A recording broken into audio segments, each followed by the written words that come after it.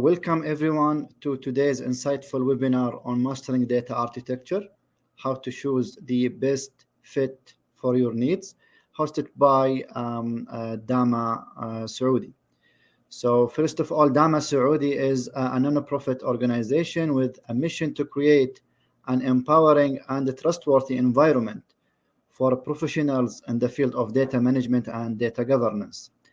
DAMA Saudi works to enable the community to build and enhance their capabilities while bridging knowledge gaps with their peers in the kingdom and other data communities worldwide. We are honored to have with us today a trust data expert and thought leader. Please join me in welcoming Mahmoud Yassin. Hi, Mahmoud. Hello. Hi, everyone. Assalamu alaikum. Masal khair. Thanks a lot for being with me here today. So Mahmoud is a skilled data professional who has made a significant impact across the data industry, working in many countries over the 15 years.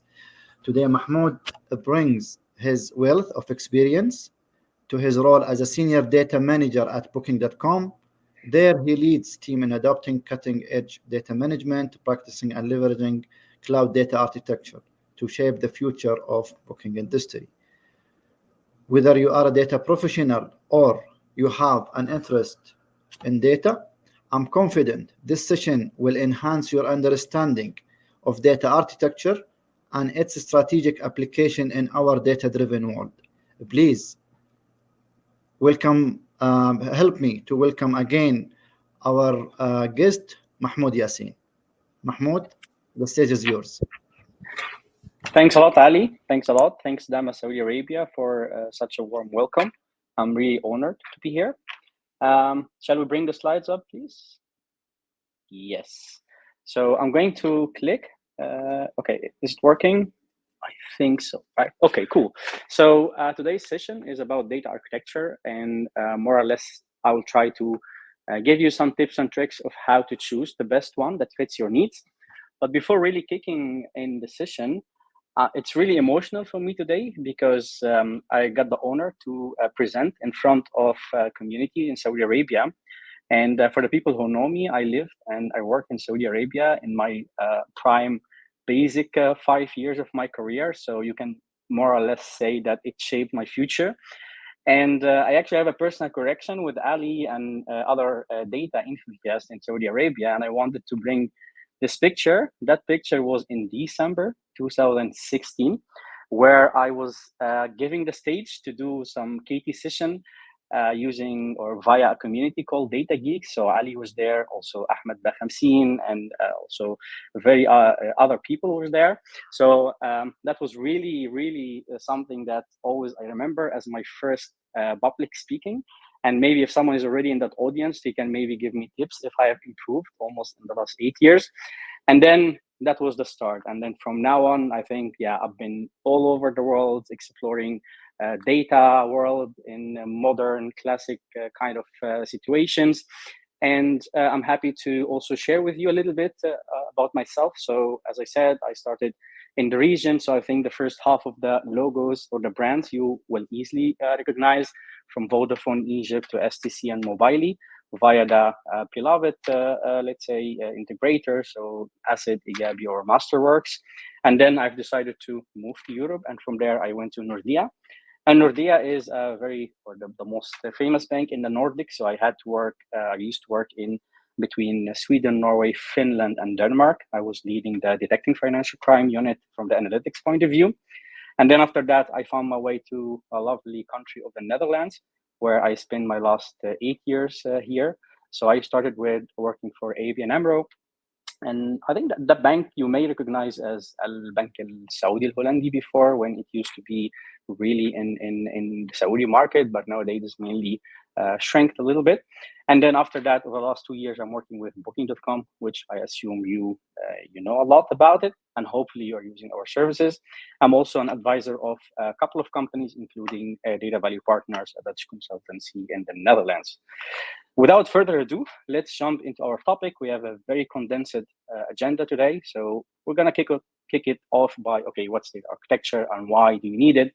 Then I'm going to go quickly around, let's say, the basic and the most profound architectures, like from data warehouse to data lake. And also we're going to delve into data mesh, which is more the newest kid in the block.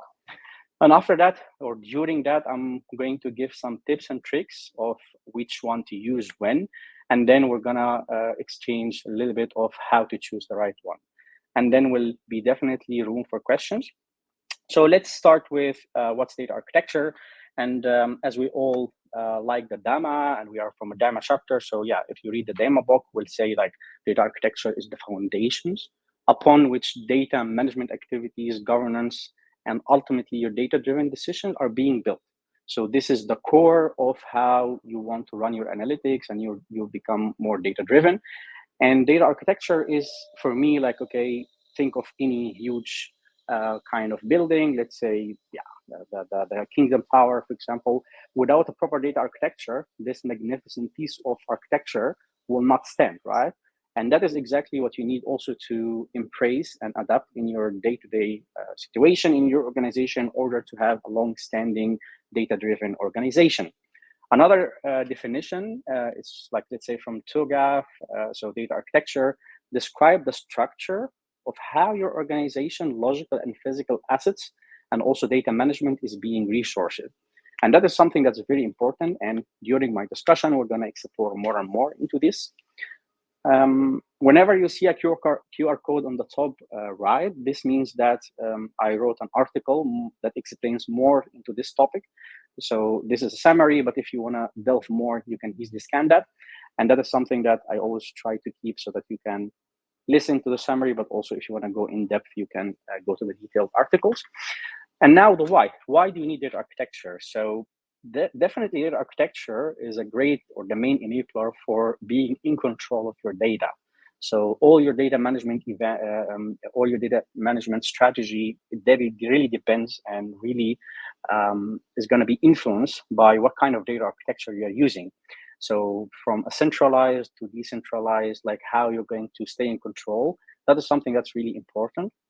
Definitely, it is the main enabler to support your normal analytics, advanced analytics, your AI initiatives, because imagine if you don't have solid foundation, if you don't know where data exists and what kind of format this data is being stored in what kind of system, how would you be able to run your advanced use cases or your AI and machine learning use cases?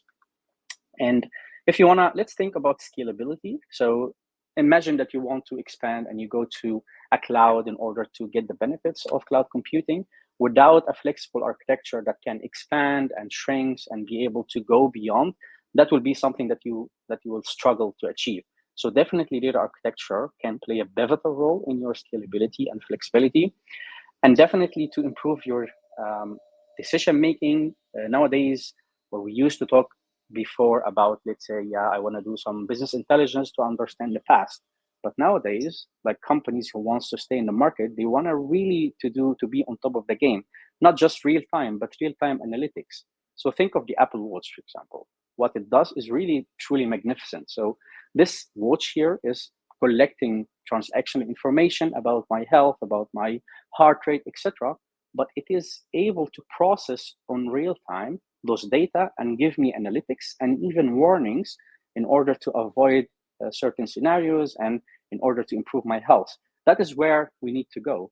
That is where the competition is. But if you stay, let's say, in the classical, I want to do like a report that runs on the last 10 years information, that's definitely valuable. But real-time analytics is something that you need to keep up with. And without an architecture that supports that, that will be hard to achieve.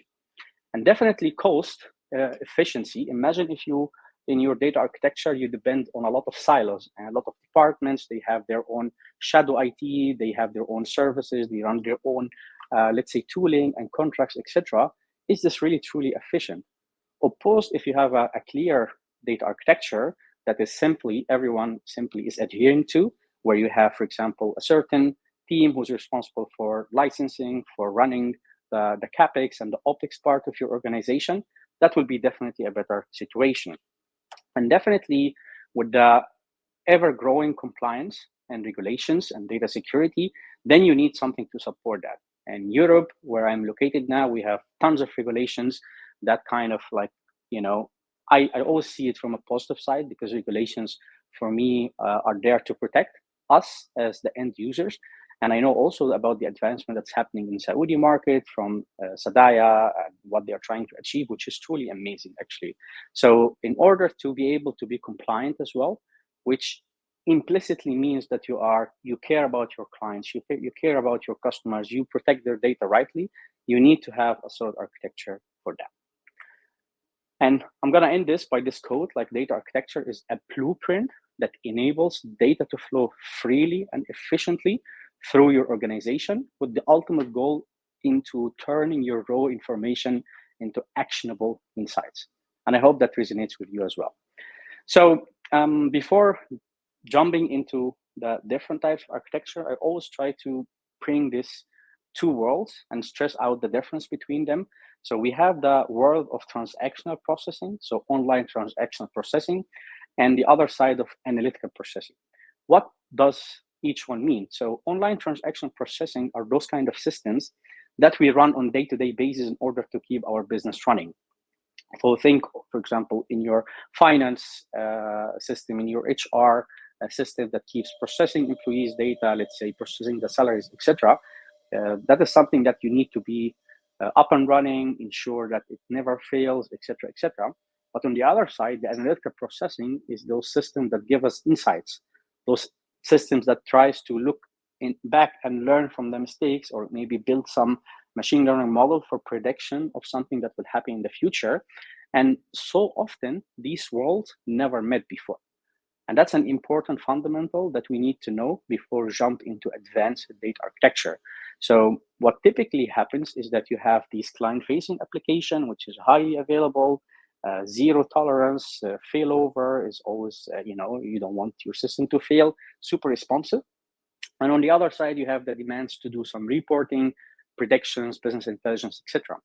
And there was this thin layer in between called ETL, extract data from those systems, do some transformation, and load them onto those other systems.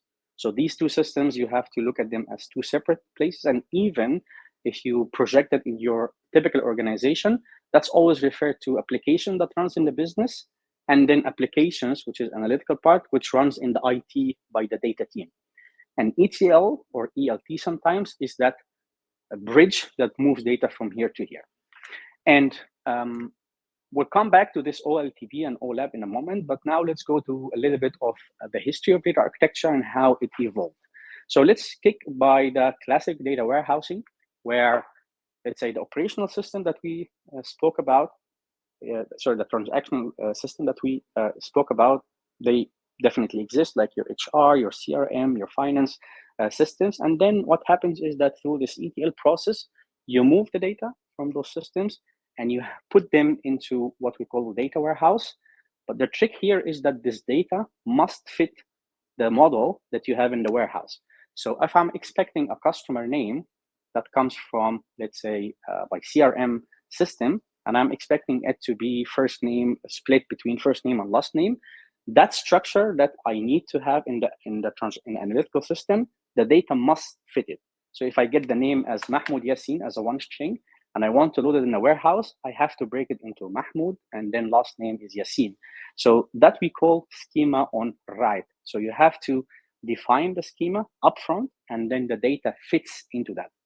And that is something that has been running for over many years and proven a lot of efficiency and also some business intelligence, where you come to the presentation layer where you can develop data marts and some other intelligence. And definitely it is a solid architecture, right? It has some benefits because everything is centralized in that manner. So I have this IT data team that owns that warehouse, they own the model, they own the logic, they own the ETL tool that transforms this data and fit it into the model. So it is really easy to apply certain optimizations. It's really easy to do some local compression for all the files, and then voila, everything happens or reflects in your own company. And for example, it's also used to be very popular when we used to have a lot of batch processing. You run your analytics overnight, and then when you come in the morning at 9 or 8 a.m., then you see your report is running. but overnight things are running and developing and building up the application, etc. And of course, without really going in depth, but there's also like the different models, famous models, where you can store your data between Snowflake and Star Schema and Snowflake. And also the article here, if you want to go depth, it will go in depth and tell you a comparison between this and why that, and when to normalize and when not to normalize. But regardless of this part of complexity, the data goes there, and then the data has to fit the model that you want to use. And there are famous models. I used to work in telecommunications, so the people, I hope it still exists, I don't know, it's called CLDM, like it was developed by Teradata, I believe, at the time. And that also had some challenges that we're gonna come into it in a second. Then what happened over the years is that with this kind of restriction of the data has to fit the structure, now data lake came into the picture and then challenged that principle and said, okay, why my data need to fit the structure? What if I want to get to know what was the data, all the data at that time?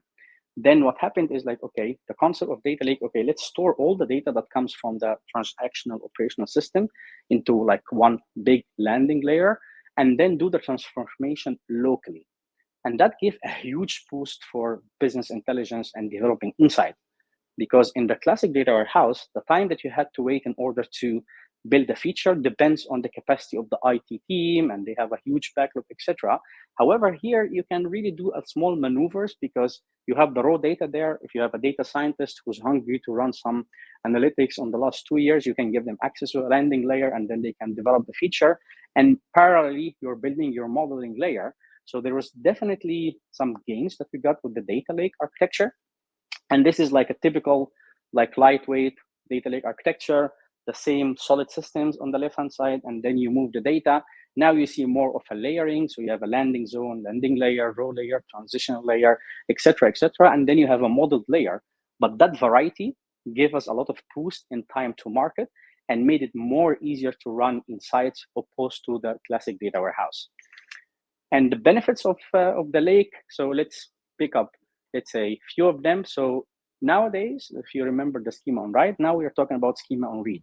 So let's just move the data in and then worry when we read them about how we're going to structure them. So definitely give some flexibility.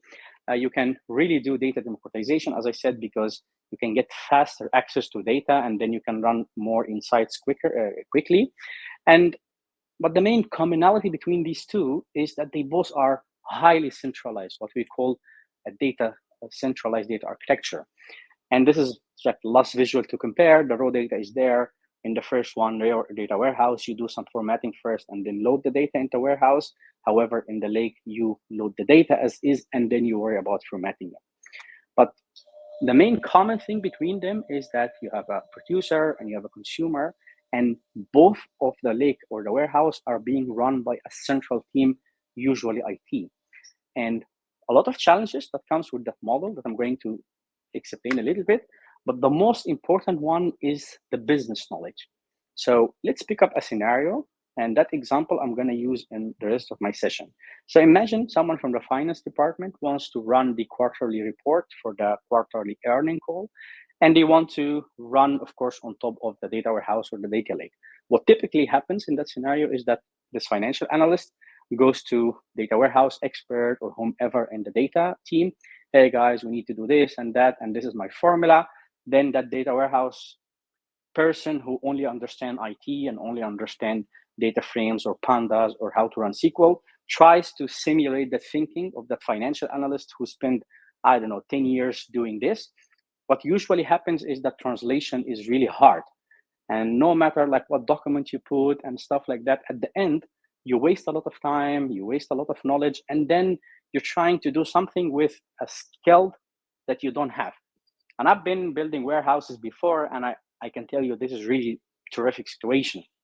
So the local knowledge of the business has to be translated. And that is something that is going to be challenged by the next architecture, which is data mesh in a moment.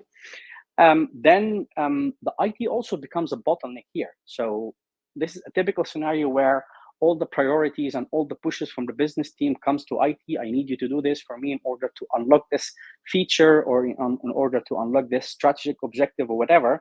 And then IT, okay, what shall I do? I have this and this and that. And there's always tension and fight, and IT becomes a bottleneck.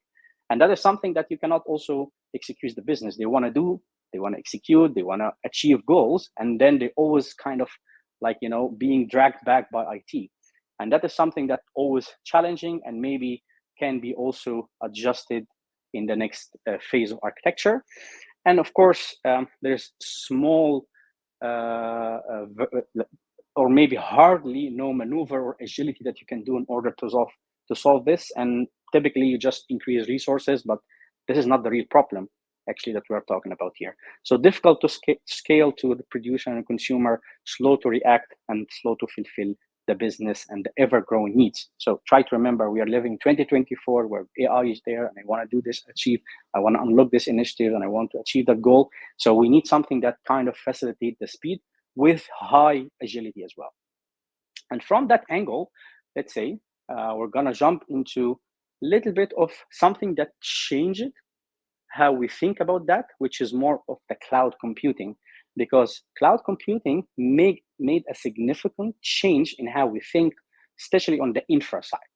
I do still remember when I used to work for one of the clients in Saudi Arabia that in order to request this huge Teradata rack or Oracle rack and machine, it at least used to take 6 months. I'm not sure how it is now, but you have to order the machines, get shipped from wherever, and then get in the custom and get some clearance, etc. And nowadays, this can be done in a matter of seconds, literally, right? So you can spin huge infra in a matter of seconds by using cloud computing.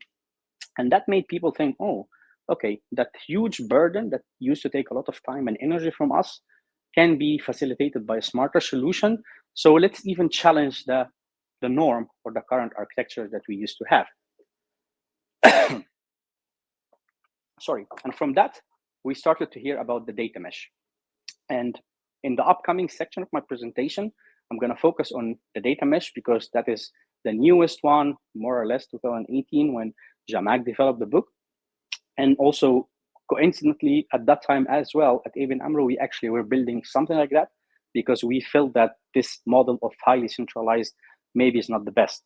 So, and then, of course, just from a historical point of view, of course, there is also a lakehouse architecture, there's data fabric, but I'm not going to talk about them in this session because then we need like 2 or 3 hours. So let's focus on data mesh because it has some interesting parts of it and some other stuff that's kind of challenging. So let's see what can we take and what can we adopt out of it. So what is data mesh? Data mesh basically tries to challenge this business IT norm into, okay, what if that financial analyst that we spoke about can develop this financial report by him or herself in her own finance domain, and the IT is just helping them under the hood without really being the bottleneck. So you can say that that's a summary of a data mesh, but of course we're going to delve into how to reach that simplicity. Sounds simple, but it's not. Of course, it requires more than that. So what is data mesh? Data mesh is like a dense, you can think of it as a dense network of nodes containing data, and each node is able to exchange information with another node in an easy and secure way. And the first time we see someone that says, okay, instead of talking about OLTP and OLAP together, is there a way that these two worlds can be brought together?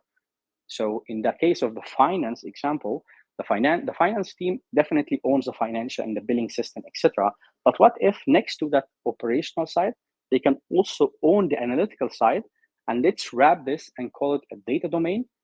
Then any report that needs to be developed locally, they have the mandate to do it. They have the same leadership, the same priorities, so things can execute faster. And if they want to exchange that data with the HR domain, then there are ways where you can exchange data through data contracting, for example, without really stopping the local HR domain from doing also their own analytics and the finance as well. And that's like really something like a sweet spot to be in, but how to build it, let's delve into that in the upcoming slides. So for the first time, you hear someone that challenges the OLTP and OLAP to be close to each other. It really born decentralized, as we're going to see in a second, and has some very solid 4 principles that we're going to unlock one by one. But if you want to compare between the centralized and decentralized, what do we get? We get really domain-centric ownership of data. So the finance team knows for a fact that they own their own financial data, and the HR team knows what they own, and let's say the other domains, let's say the risk domain knows the same. And the ownership sits with the knowledge. And that is the main differentiator, in my opinion. The knowledge that you want to develop, that you want to use it to develop your analytics, your machine learning, your AI use cases, it is locally there in your own domain. And the domain teams can react faster, they can fix their data quicker, etc., etc. So there's a lot of benefits if you think a little bit from a helicopter view, opposed to the classic warehouse where you throw stuff to IT and then you expect them to get the results back, rather than, yeah, that's my own stuff, so maybe I should be able to handle it better. So the 4 principles that we're going to delve in data mesh, the first one is data domain ownership. Second one is data as a product, and then something called self-service data platform, and then federated computational governance. Actually, I did a small shift. I will start by 2 first, because for me, it is something that I want to build up upon. But in order also to be to give you tips and tricks, this is considered as a change, right? You want to change your architecture. And by the way, this is applicable for any change that you want to apply, especially in the day-to-day situation. So it's always advised to come with a framework, because the change that you're going to happen will definitely have an effect on the people, in the processes that you are running, and your organization, and definitely your data. So I use personally the PPT. It used to be like that, and then they added the data for it. So in every pillar, you will see me bringing that model again. I'm trying to give tips on the people side, in the process, do this, don't do that. So this is just to facilitate the conversation. So let's pick up data as a product and try to understand what this thing means. So I do remember that when I used to be in Saudi Arabia, there was this famous forum where we used to buy, let's say, stuff from it. I think it used to be called Expatriaries. I'm not sure if it's still there. Maybe someone in the comment can tell me that. But let's pick up, let's say, a more modern system like Amazon, for example, or Booking.com, where you go there and then you want to find a product. Can you tell me if you're going to buy a product from Amazon that's damaged or looks ugly or doesn't fit the description? Of course not. So the similar concept of the product thinking, we need to apply to our data. But in this case, the data is the product. So imagine a place where you can go there, you can find your data and know exactly who owns this from a business point of view and from a technical point of view. So if I have a business question, I go to this financial analyst because he or she has produced this quarterly report data set. And on that data set, I get to know, okay, it contains these elements and attributes, etc. And these are encrypted, these are anonymized, this is public, etc., etc. But I'm able to find and trace back my data to the product, the owner who's owning this. And that's why nowadays you'll hear about this role called data product owner. So basically it's a product owner, or he or she is a product owner for data. And that is something that we never dealt with. We always dealt with data as tables and columns, etc. But nowadays it has to be something bigger. And that is what data as a product principle is trying to push for. So you have accountable people, you have responsible people for each piece of your data. And once you do that, then the psychology will change a little bit. If you feel empowered that, oh, this is my product, and this consumer wants to use my product for this machine learning use case, but then for them, they need to apply this data quality check. Yeah, okay, that makes sense. Let me do it for them. And then you start thinking of your product as sort of your child. And then you need to have the best product ever and creates this kind of competition that who has the best product, etc. And that's a huge mind shift, in my opinion. And of course, with that comes things like I want to have the first class product in the market because otherwise you won't sell and you won't survive, right? And by surfacing this and challenging and pushing this data product thinking, you also try to avoid that term that we usually call as the dark data. So this is the data that exists in your organization that no one knows anything about them simply because they have been there for many years. By shaking this a little bit and introducing this product thinking, then you can say like everything has to be owned, even if you are the wrong owner at the beginning, and then try to rectify it and find the correct one. So eventually you reach to a situation where I own it, I fix it, I'm really responsible for it. So that's like what this principle is talking about. And now I brought my my framework again. So from a technology point of view, there are nowadays technologies that kind of in the same database, for example, you can have your own transactional database and also a mirror of an analytical database. So that's something that in a few slides, I'm also going to elaborate a little bit. But the main one that I want to explore here is about the people side, because we are talking about data as a product, and this cannot fly without people. So my advice is that you have to really define data roles in your organization that allow them to own those products that we are talking about. So this is an example between, let's say, a role called data provider, someone that provides data, and with that you can have a role called data creator, data custodian. The jargon doesn't matter, but you really need to create these roles, and then next to these roles you attach people. Then you start, building this kind of culture change. So the key tip here is create these roles and invest time and effort to define them very well, and then assign people next to it. And when it comes to the data one, I would say always never compromise the metadata, but that's, I think, a topic by itself that we can talk about it later. And from a processes point of view, if you have your now data product thinking, imagine that we have it stable where you can put your product and everyone can subscribe to it, etc. Then maybe there are also ways to incentivize people, to give them a push to do better in order to make the product the best product ever. And that is something that also helps especially in the first years of adoption of such a product thinking. And these are like some key questions that you can think of if you want to build a data product. Who are my consumers? What are they trying to achieve? What are their requirements? How can I fulfill them? What kind of rules, data quality rules they want to have? Those kind of questions will nudge the thinking around the data product thinking.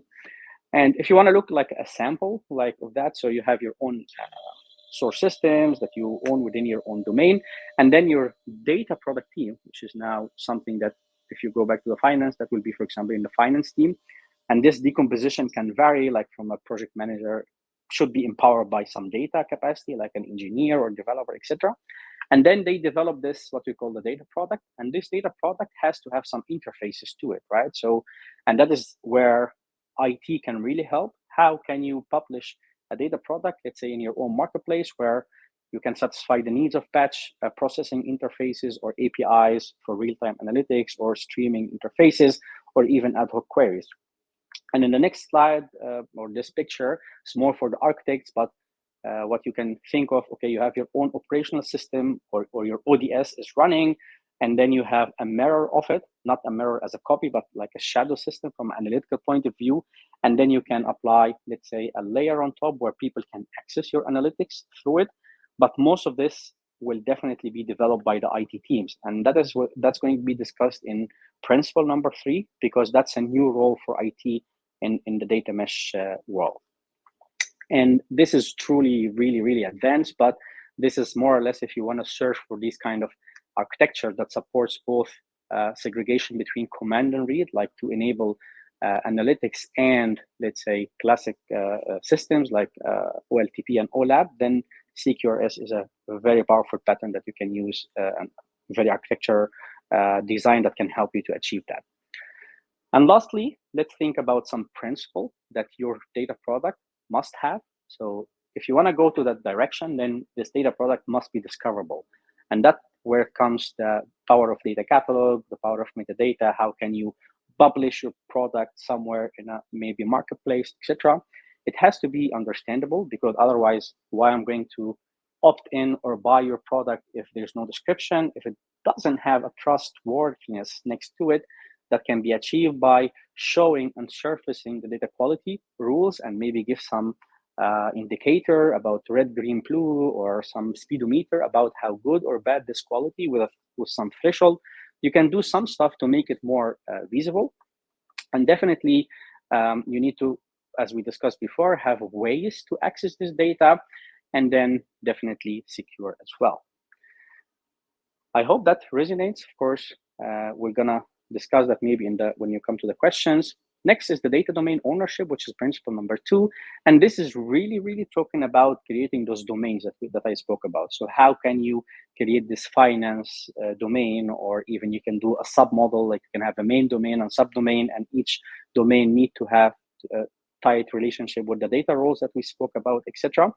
And then once you slice your organization. The art here is how to slice your organization into domain and a subdomain model where data can be attached. And once you do that attachment, then the data roles will kick in and hopefully everything will be owned. And that is the crucial step in order to unlock any other advancement. And my advice here is to create this. Once you create these domain, you must create this exclusivity for it. So out of my experience, you see, for example, some fights between finance and risk about certain data. You cannot have the same data product owned by two domains or subdomain. You have to take a decision. Otherwise, this will always be a blame game. So really try this bounded context, as we call in the architecture world, and also assign exclusivity next to it. For the self-service data platform, which is principle number 3, let me check quickly if I got some messages here. No, we're good. So for the self-service data platform, that is really concerning the IT team. So now we spoke before that the IT and the data platform team were a bottleneck. Here they have even more pressure, but then also more fun. So what this principle is trying to say is like the IT need, or the IT/data team need to be more as an enabler than executioner. So in the previous architecture, you send a request or a Jira ticket to the IT engineer, and they have to translate it and run the code, etc. But in this principle, no, you need to just facilitate. So think of how to make accessing the data faster, quicker, maybe use some low-code, no-code tools, or maybe the data wrangling tool that is Excel-like tool that the business can really use in order to run all these benefits that we spoke about locally without the need of really someone from your team. So this is really about how to create such a very nice ecosystem that's easy to adapt for business, but also solid enough that can sustain multiple domains and a lot of complexity that comes with it. And of course, here, as I said, in number 2, you are becoming an enabler, and that creates this new abstraction of infrastructure.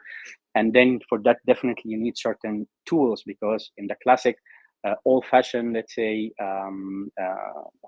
tooling, this kind of change will be almost impossible. And definitely, I cannot imagine also doing that without having a cloud, let's say, direction or even a willingness to move there, because that is something that we're going to see here. The main enabler for such a flexible infra is the cloud. And let me share with you also, out of like 5 years experience in data mesh in my previous company, like we ended up with creating this, what we call the DDS, domain data store.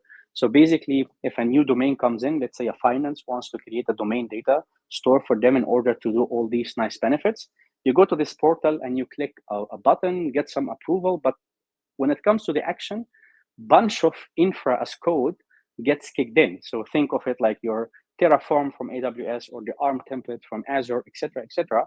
What this happens is within 1 hour, you spin off all your infra basic components, from the ADLS storages to your database solutioning to Azure Databricks for processing, for Power Business Intelligence, for Power BI for business intelligence.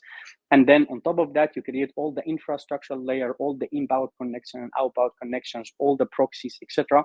And then even if you have developed by the IT, like some ingestion frameworks or some kind of frameworks that everyone must use, everything can be done as code in this new world of cloud computing. And then 1 hour, you have everything working. And if you want to create this in an old fashion, you have to wait like, I don't know, maybe a month to even a year. And that is truly the beauty of cloud. That's why I said in the beginning, cloud has a major effect on how we change it, that classical thinking to more of a modern thinking. And then on the people side, then you become more of an enthusiastic and more of an enabler, as I said before. So that's a good challenge for the IT team, but also I would say once you get a grip of it, you're going to be achieving great stuff. Last principle before we jump into the next chapter is the federated governance. So now at that stage, we have our data product being defined, owned, and everyone has that thing. And then I can develop stuff locally and I can exchange data. But this can be a bit of a scary if there is no governance to manage this. So imagine that this finance team decided to use X tool, let's say Power BI, but the other team decided to use Tableau, or maybe they started to use ORC and I want to use Iceberg in my other domain. That cannot happen because at the end, it's a decentralized architecture, but you work in one company. So you need somehow to create this federated governance that ensures that everyone is compliant to some set of controls, but also have the freedom to do some stuff. And that is really the art of federated computational governance. So things like standardization, you have to set in your company, you need to think of your interoperability. Let's say you can give, for example, 3 or 4 data types that you can choose from them to run your own analytics locally. But when it comes to exchanging information, you must adhere to this, let's say, Iceberg format, because the framework that you have developed from the IT only, or let's say, supports this format. So when it comes to, you don't want to have like issue if you want to exchange data between the 2 departments. And this creates, a lot of this can be enabled by automation, but this is truly like how you stay in control while give the local domains the freedom to achieve more. And my tip here is think from a technological point of view of the concept of data marketplace. I'm a super fan of the internal marketplaces because they really enable this and make it such an easier to enable to the business users some easy to use tools while compliance is being maintained under the hood. And I am quite active in that area, but let's see if even we need a session dedicated for a marketplace. More than happy to do that later. And then what you can achieve is like things like DQ as code or policy as code. And this is something really interesting because if you have a proper architecture and you know, let's say your metadata, you already know that for this data product, I have these columns and they come with this format, you can easily develop, let's say, what you call the basic checks. And I have a use case that I can share later where we used AI even to speed up the data quality, initial data quality checks creation that saved 70% time of the people who needs to create the checks. So you can do a lot in this pillar as well. And now let's, kind of conclude data mesh and then go to the last chapter. So 4 solid principles, they support each other. Because you have data as a product, then you can prevent the silos or the dark data that I spoke about before. And since you have a federated governance, then you can enforce some global standards while giving some local authority. Think of it like the US, let's say, a governance system. And if you have a self-service platform where I can really do a lot of automation, then you are reducing the cost and complexity, you're empowering the domain teams, and then you are still compliant. Now, life is not always, easy, but definitely there are some challenges I want to from a fairness point of view, because you need some specialization here. And if you don't know what you're doing and there is no solid data contracting and some standards, then you can end up with more data redundancy than the previous architectures. And adoption costs can be quite high because cloud looks simple and easy, looks cheap at the beginning, but eventually it is not. So you have to read carefully, consider your choices here. And definitely this architecture is complex, so it's not that easy. Now, some considerations. So it is mainly an organizational transformation with many non-technical implication. You heard me a lot saying about culture shift and mindset, because this is mainly what data mesh is trying to challenge the normal classic way of thinking between business and IT. You don't have to start big. You can even adapt one of these principles and then next build up.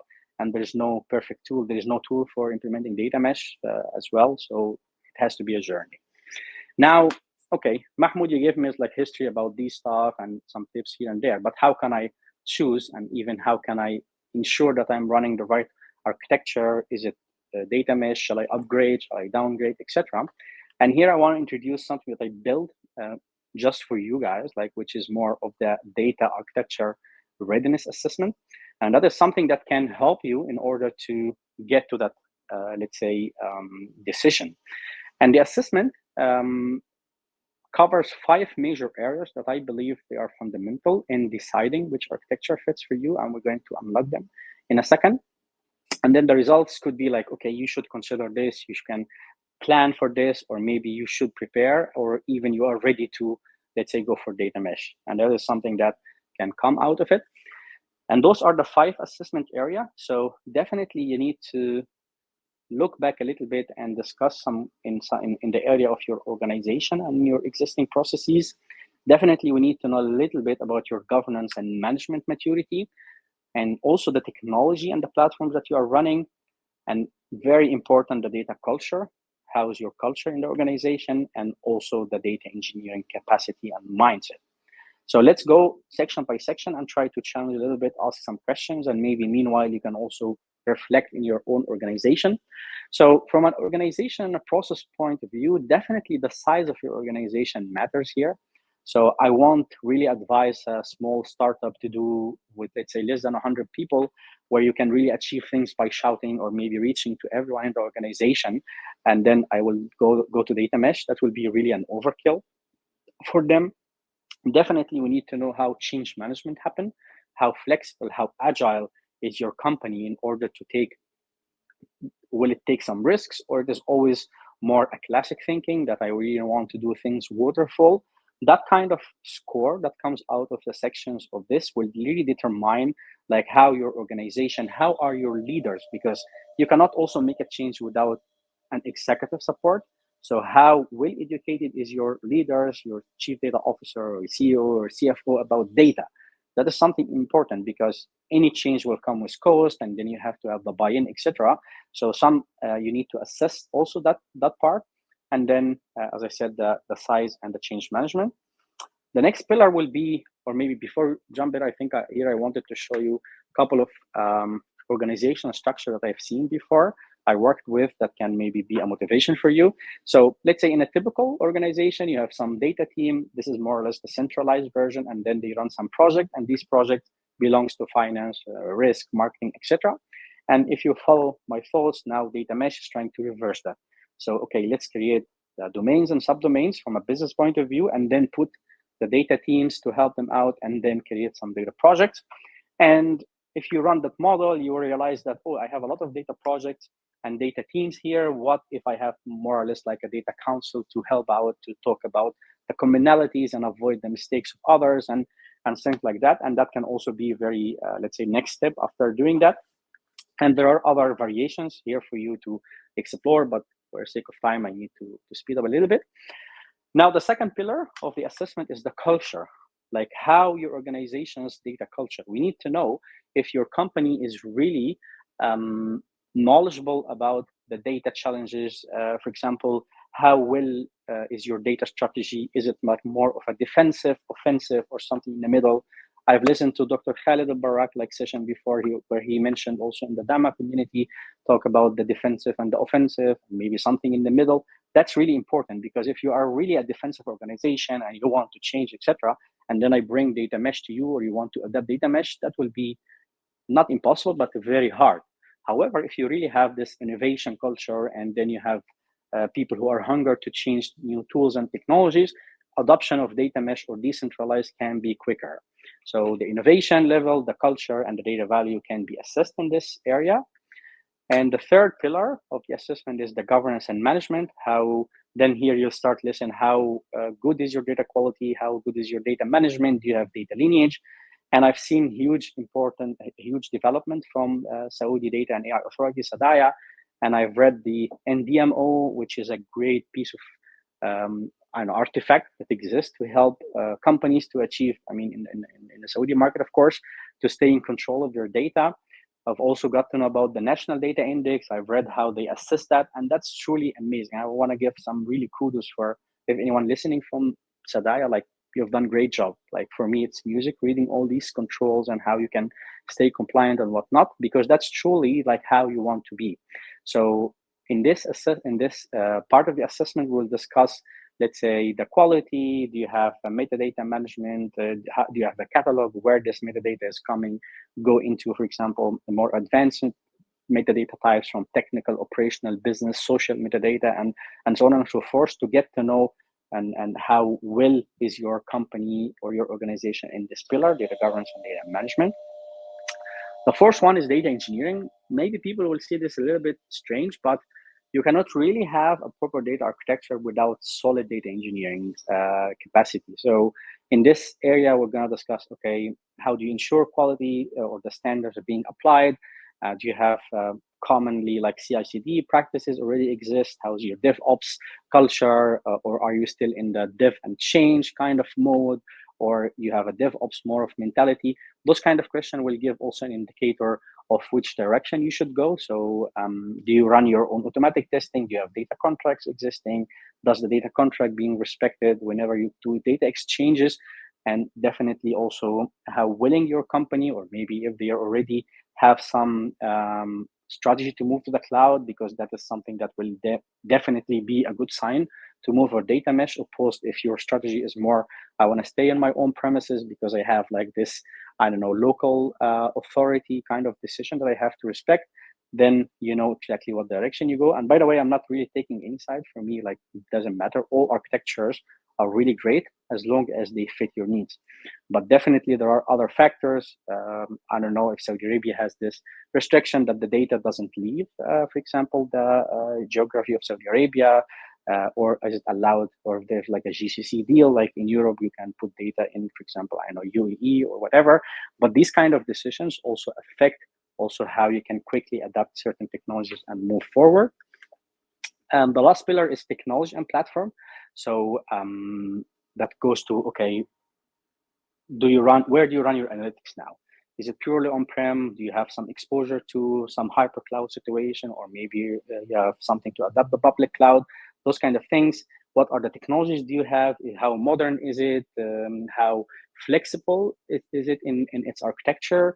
Do you have some self-service platform that can speed up and make it easy to adapt new things? And then here we can discuss things like data localization, data platform, maturity, etc. But I believe if you end up with measuring those 5 areas, definitely some more questions can be asked. I'm happy to share them. But of course, this is something that can go, because I think it's more than 100 questions. Then at the end, you should have like at least an estimation of where you are and what should be your next step. And some assessment results would be something like that. So you have the main areas on top, and then, for example, from an organization, you have big, small, and medium. Data culture, I put like basic, intermediate, advanced. From data governance, I picked up the NDI, the National Data Index, the Saudi one. I think there are like 0 to 5 levels. So I plot them here. From an engineering point of view, are they more of a classical data engineers or more of a modern ones? And then from a tech and platform, you have an on-prem, hyper, cloud-ready, cloud-native, etc. And then, for example, if the assessment results in, okay, I'm gonna have a small company and I have some basic culture, I'm not mature in the data governance area, and I have always classic thinking engineers, and I want data to stay on-prem, then definitely the results will be stay on a centralized. And if you wanna go warehouse or data lake or lake house, that is something that we can discuss later. But if someone has like a medium enterprise and they have intermediate culture, but they are aware of the governance part and willing to change and have a hyper cloud strategy, maybe that's the advice could be go, okay, now you can you have some homework to do in order to be, I don't know, data mesh ready, for example.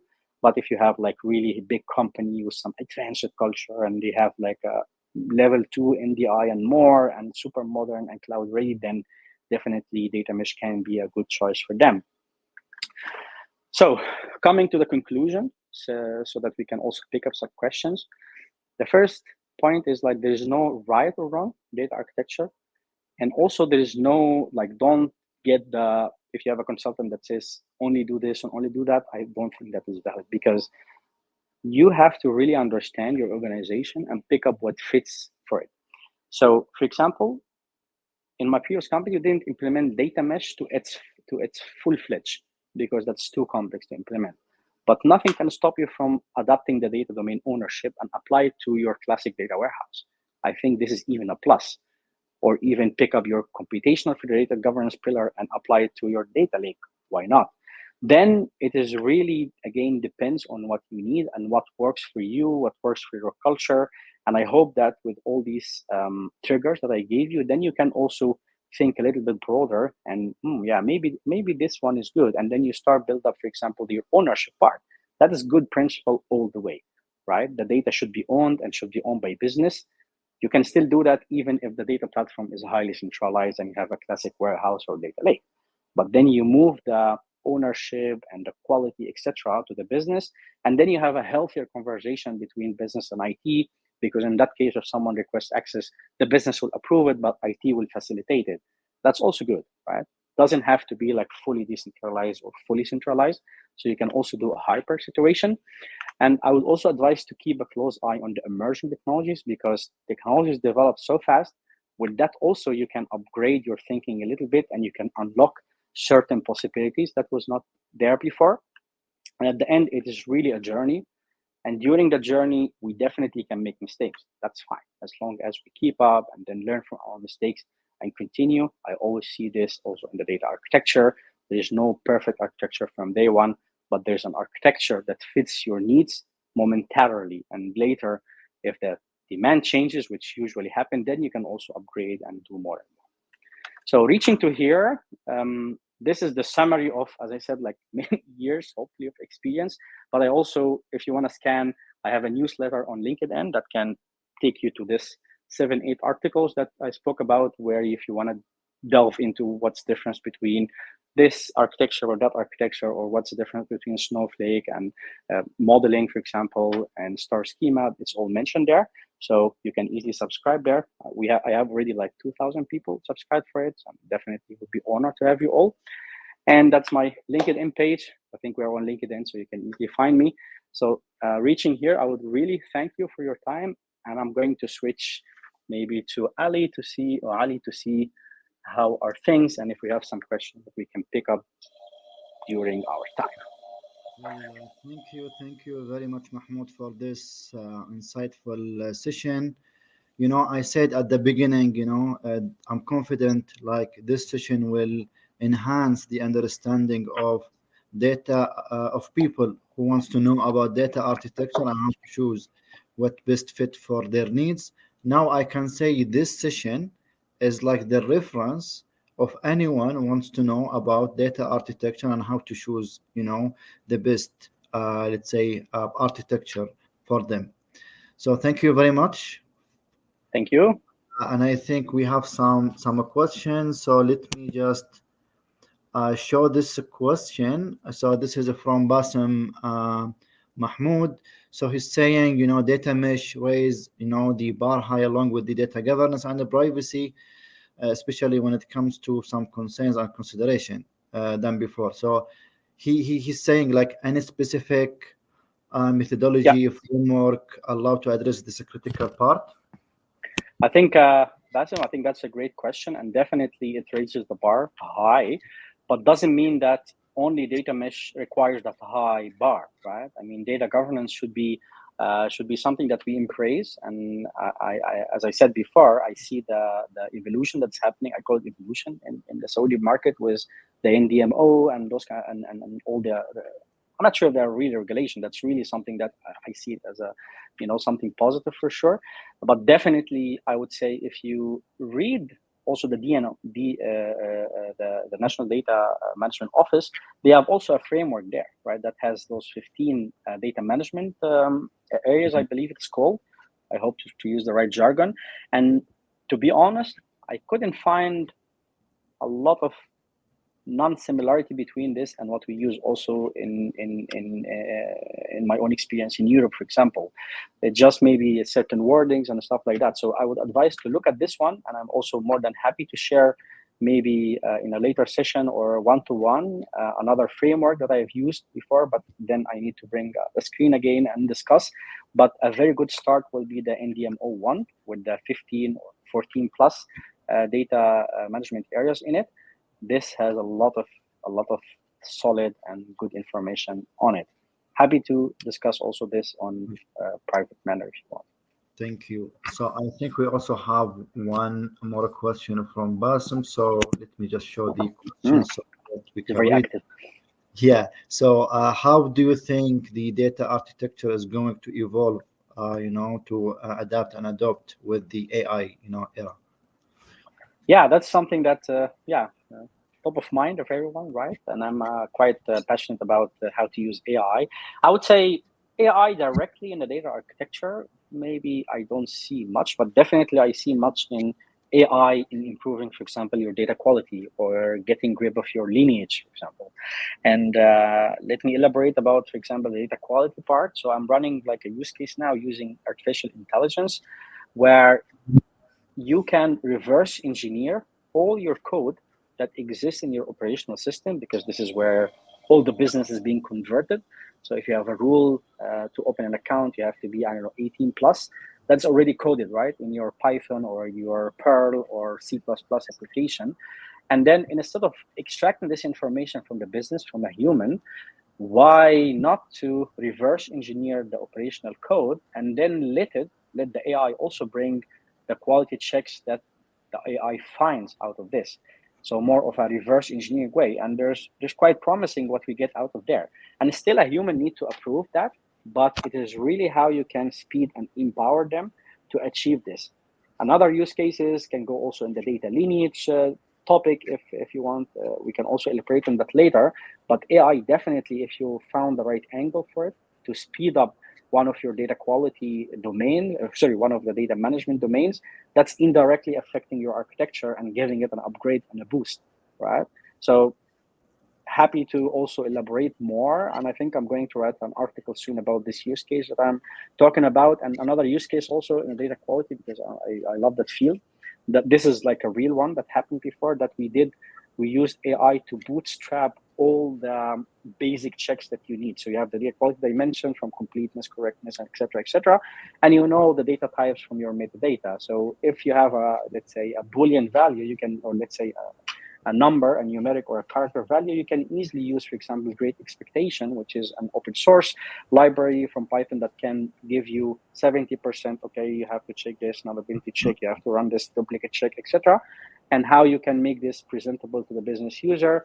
We ended up in bringing this to a marketplace where you can just click yes or no. And once you do that, it gets picked up by the data quality engine. And then in the second cycle, you see the results coming back.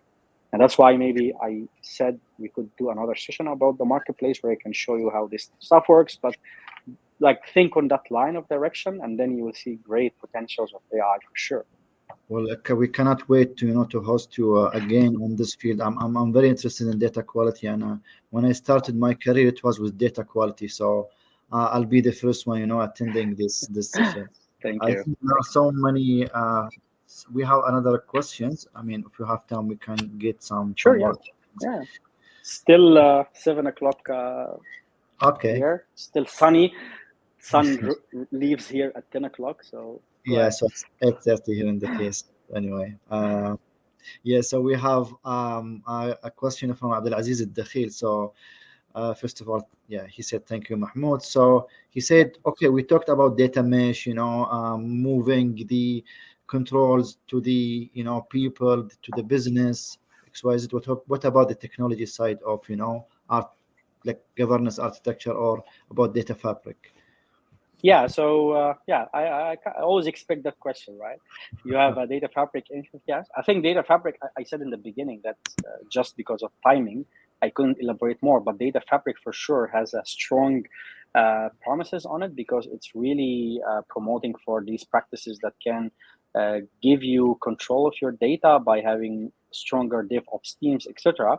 It's just that I couldn't find time to explain it, but definitely data fabric. I think in my newsletter, the next one to be published is about data fabric. So let's stay tuned for this one, and then we can maybe continue the conversation. But I'm not like really neglecting it. It's just that I wanted to cover the main norm and then the challenger and then the differences between them. But data fabric is really like, something in the middle that has the great power of also domain ownership and also staying control of your data, while also do some other practices, which is quite useful as well. So forgive me, but soon enough. No, I think we need to have a dedicated session for the data fabric itself, because it's for sure. Yeah, for sure. I think we have maybe the last question or two questions. We got some question about you mentioned dark data. So can you just in high level? I mentioned what again? Dark data.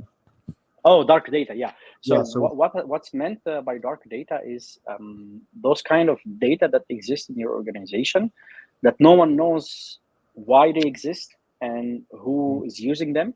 And trust me, it sounds scary, or maybe not scary, but a bit futuristic, but this is a reality. I can give you a lot of examples from my Booking.com experience where we had this monstrous Hadoop cluster that has tons of data that's stored over the years. And then, since people come and go and change, then you lose that if you don't have like also a strong data cataloging feature and ways to capture the business knowledge, then it gets lost. And then eventually you have logic that's being built on a table that we don't know who owns it and why, etc. And to give you an example, one of my use cases in one of my companies, like where I wanted to show or demonstrate for them the importance of data governance.